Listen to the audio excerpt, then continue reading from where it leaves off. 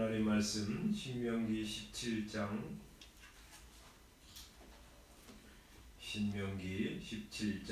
14절부터 17절 말씀까지 함께 읽겠습니다. 14절 시작.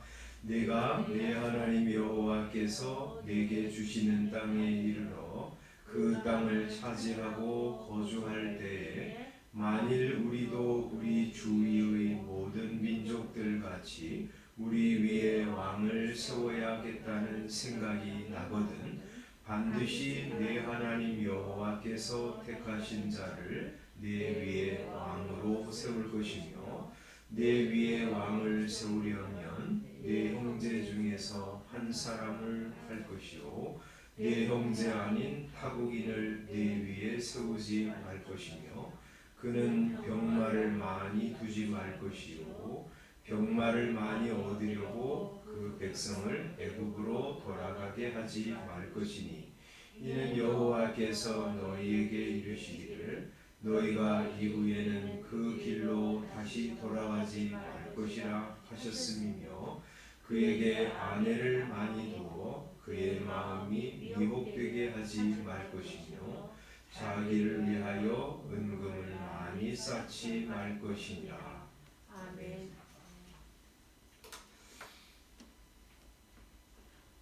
지난주에는 재판장에 대해서 또 재판을 받는 백성들에 대해서 말씀하셨다면 우리 오늘 읽은 본문 14절부터 마지막 절까지는 이스라엘의 왕 제도에 대해서 말씀하십니다. 14절 내가 네 하나님 여호와께서 네게 주시는 땅에 이르러 그 땅을 차지하고 거주할 때 만일 우리도 우리 주위의 모든 민족들 같이 우리 위에 왕을 세워야겠다는 생각이 나거든. 이제 이스라엘 백성들이 처음 가나안 땅에 들어왔을 때는 왕이 없었어요. 사사 제도가 있었죠. 그래서 사사는 자기 어떤 그런 직분을 우리 자녀들에게 물려주는 그런 직분은 아니었어요. 그 당시 하나님이 이스라엘 백성들을 이제 보호하고 하나님이 친히 다스릴 때 뭐 외적의 침입을 받거나 혹은 혼란스러울 때는 하나님이 사사를 일으켜가지고 그 사람들이 재판도 하고 이스라엘 백성들을 지도하고 그랬죠. 그래서 이제 그 사사들은 전체적인 이스라엘 백성들을 다 다스렸다기보다는 뭐 그럴 때도 있었지만 대개는 어떤 지파 그 지파에서 이제 영향을 끼치고 백성들을 다스리는 그런 역할을 감당했는데 이제 주변 나라들은 전부 왕이 있었어요. 그래서 이제 왕정 제도였죠. 그래서 그 왕정 제도는 굉장히 일사불란하죠. 중앙 집권적인 그런 어떤 힘을 가지고 있죠. 그래서 뭐 어떤 문제가 생기면 왕이 한번 딱 결정하면 그 일을 밀어붙이면서 전쟁도 벌이고 또 외적에게 공격을 막아내기도 하고 이제 그런 역할을 했기 때문에 이스라엘 백성들은 이제 시간이 지나면서 우리도 왕이 있어야 되겠다 이제 생각하고 왕을 구하죠. 하나님 그걸 이제 기억하시고 이제 너희가 그 땅에 들어가서 살 때 왕을 세워야 되겠다 이렇게 생각하게 될 거다. 그러면 어떤 방식으로 세울 것이냐, 누구를 세울 것이냐 하는 것을 미리 알려주세요. 왕을 세울 때 어떤 사람을 세우라고 말씀하냐면 첫 번째는 하나님이 선택하신 사람. 그래서 15절에 반드시 내 하나님 여호와께서 택하신 자를 내 위에 왕으로 세울 것이다. 하나님이 지명한 사람, 하나님이 선택하신 사람을 왕으로 세우라고 그러세요. 왜요? 하나님의 나라이니까, 하나님이 주인이 나라이니까 하나님이 선택하신 사람을 세워서 이스라엘을 다스리게 하라고 말씀하는 거죠. 뿐만 아니라 두 번째는 이스라엘 백성들, 믿음의 사람을 왕으로 세우라고 그래요. 네 위에 왕을 세우려면 네 형제 중에서 한 사람을 할 것이요 네 형제 아닌 타국인을 네 위에 세우지 말 것이다. 이렇게 명령하십니다. 네 형제 하나님을 함께 섬기는 믿음의 사람 세우라고 그러세요.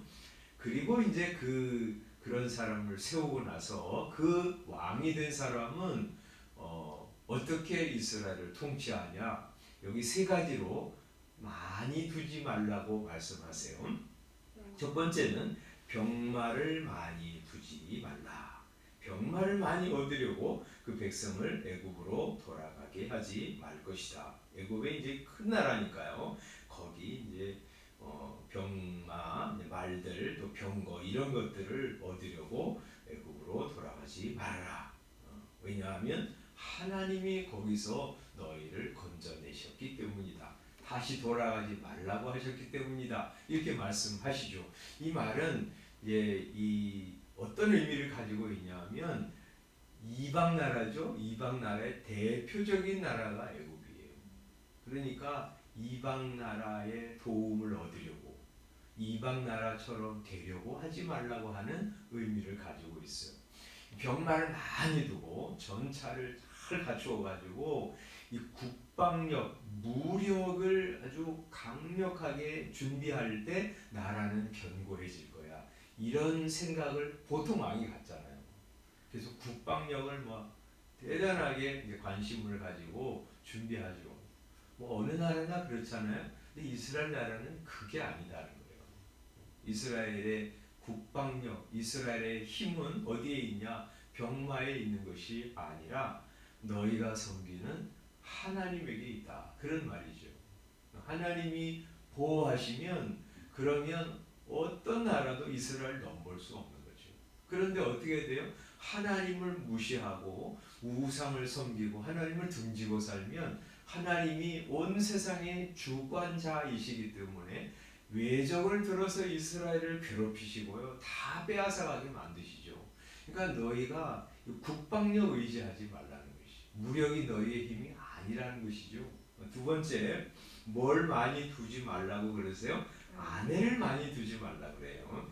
17절 그에게 아내를 많이 두어 그의 마음이 미혹되게 하지 말 것이다. 이렇게 말씀하세요. 여러 아내들을 두면 왕들은 그렇잖아요. 왕 한 사람만 있는 게 아니라 처처 비빈들이 너무 많죠. 다윗도 많았고 솔로몬도 1000명이 있죠. 그렇게 많이 두면 마음이 미혹되게 된다는 거예요. 그러니까 그 정욕을 위해서 두지 말라. 거기 힘을 쏟지 말라. 그런 의미도 되지만 그 당시에 이 왕들은요. 왜 아내들을 많이 두냐면 여자를 좋아해서 두는 것도 많이 있었지만 그러나 이제 그 당시에는 외교술이었어요. 그래서 이제 외국의 공주를 이제 자기 아내로 삼는 거예요. 그러면 그 나라와 거의 동맹 관계에 되잖아요. 그러면 그 나라가 자기 나라를 침공하지 못하게 하는 어떤 힘이었어요. 그래서 이 나라도 저 나라도 해가지고 이제 여러 나라의 공주들을 자기 왕비 혹은 이제 후궁 이런 사람들로 이제 두면 그 나라와 협조도 하고 그 나라가 막 감히 침공하지 못하는 그런 외교술이 힘이었어요. 그러니까 이제 하나님은 그거 하지 말라는 거예요. 외교술이 너희의 힘이 되지 않도록. 그래서 저 나라가 우리를 도와주니까 우리는 평화롭게 살 수 있을 거야.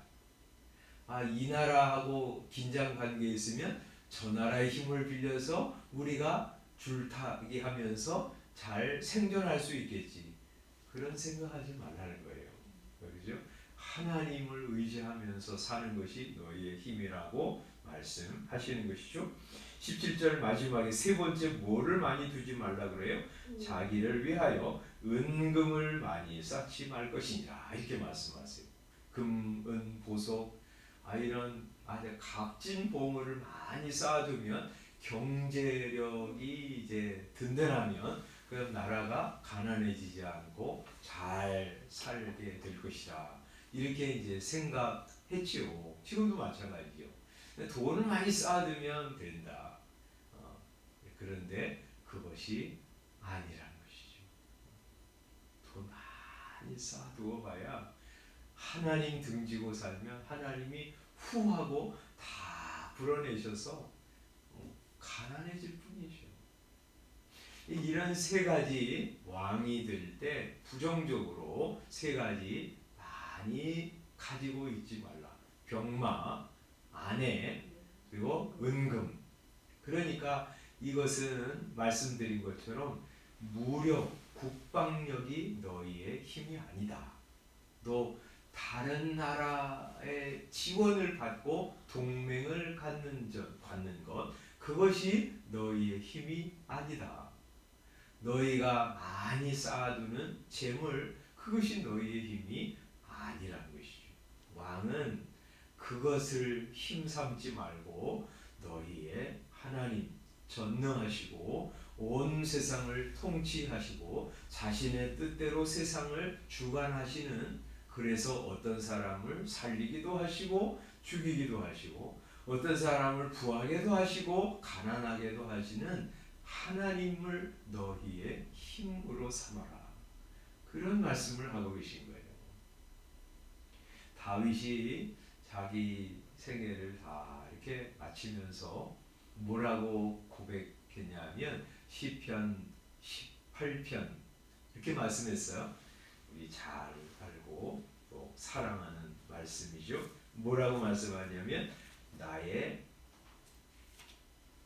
힘이신 여호와여, 내가 주를 사랑하나이다. 그렇게 고백하죠. 18장 1절, 나의 힘이신 여호와여, 내가 주를 사랑하나이다. 다윗은 말이죠, 이 사울의 추격을 받으면서 살아갈 때에도, 또 압살롬의 이 반역 속에서도, 그리고 인생 고난 많은 인생을 살아오면서 그를 지탱하게 한 힘이 뭐였냐면 여호와 하나님이었어요. 그래서 하나님이 힘 주셔서 그 무너지는 인생을 붙잡고 살았고요. 정말 막다른 골목에 가서 주저앉아 있을 때에도 하나님이 그의 힘이 되셔서 그는 다시 일어났어요. 그래서 그렇게 고백하는 거죠. 나의 힘이신 여호와여, 내가 주를 사랑하나이다. 이게 모든 이제 이 진정한 왕이 가져야 될 믿음의 고백이고 또 간구여야 하는 것이죠. 무력 많이 쌓아둔다고, 그리고 다른 나라의 어떤 힘을 빌어서 살아가는 것, 그리고 은금을 많이 쌓아두는 것, 그것이 힘이 아니라 나의 힘이신 여호와, 그분이 힘입니다 하고 고백하면서 살아가는 것이 왕이 가져야 될 자세라고 말씀하신 것이고요. 그것은 우리도 마찬가지죠. 우리가 이제 육체의 힘을 길러야지요. 그러나 그것이 우리의 힘은 아니에요. 진짜 우리를 살게 하시는 분은 하나님이세요. 우리 기도 이제 요청도 했지만, 우리 지난 주간에 우리 김영준 목사님, 우리 저를 교회로 인도한 사랑하는 친구인데 미국에서 복귀하다가 월요일 날 와서 저녁에 같이 식사하고요. 화요일 날 그 발바닥 종기를 수술하려고 외과 병원에 들어갔는데 거기서 문제가 생겨서 그냥 심정지로 지금 의식불명이 있습니다.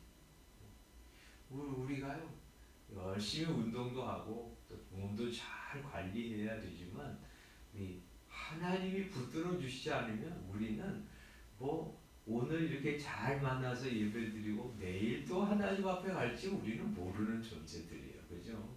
그래서 다윗이 나와 죽음과는 한 걸음뿐이니라, 그 말이요 그대로 정말 적용되는 거예요. 우리 육체의 힘이 아니에요.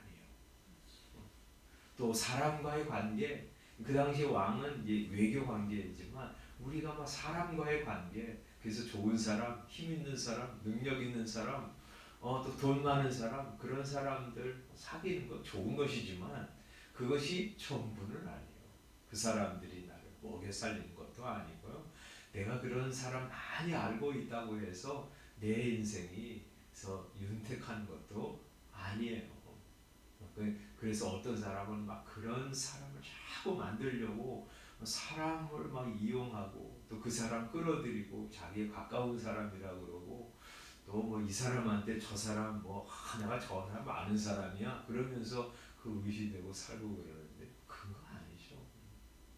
사람은 그저 아무리 높은 사람이라도 하나님이 그 코에 있는 호흡을 가져가시면 그냥 그 순간에 다 이렇게 아무것도 힘을 발휘하지 못하는 그냥 무생물이 될 뿐이죠. 은금 그거 우리를 뭐 편리하게 하죠. 또 사랑하는 데 필요한 것이죠. 그러나 그것이 우리의 힘은 아니에요. 잠언 23장 5절에 보면 하나님이 후하고 부시면 독수리처럼 날아가는 것이 재물이다. 그 헛된 재물 의지하지 말아라. 돈 벌기 위해서 애써야 되지만 그게 내 인생의 기반이다. 없으면 내 인생은 망한다. 이렇게 생각하고 돈 버는데 올인하는 사람 많잖아요. 그거 대신 너의 하나님 힘삼고 살아가라. 하나님을 기반으로 해서 살아가라. 하나님이 너의 하나님이면 하나님이 너희를 보호해 주실 것이고 너희의 힘이 되실 것이고 그리고 너는 하나님을 보물처럼 생각하면서 하나님 없으면 안 돼. 나는 다른 것은 없어도 이렇게 하면서 살아가는 것이죠. 우리도 이 말씀 오늘 왕에게 하신 말씀 우리가 왕 같은 제사장인데 말이죠. 이 말씀도 오늘 우리에게 주시는 말씀으로 삼고 다윗처럼 여호와가 나의 힘이십니다. 내가 그래서 주님을 사랑합니다. 하고 의지하면서 사는 하루 되시기를 바랍니다. 기도하겠습니다. 아버지 하나님 오늘 왕에게 하신 그런 명령 우리 받으면서 저희들도 이렇게 육체의 힘 그리고 인간관계 그리고 재물 이것에 소망을 두지 말게 하여 주시기를 기도합니다.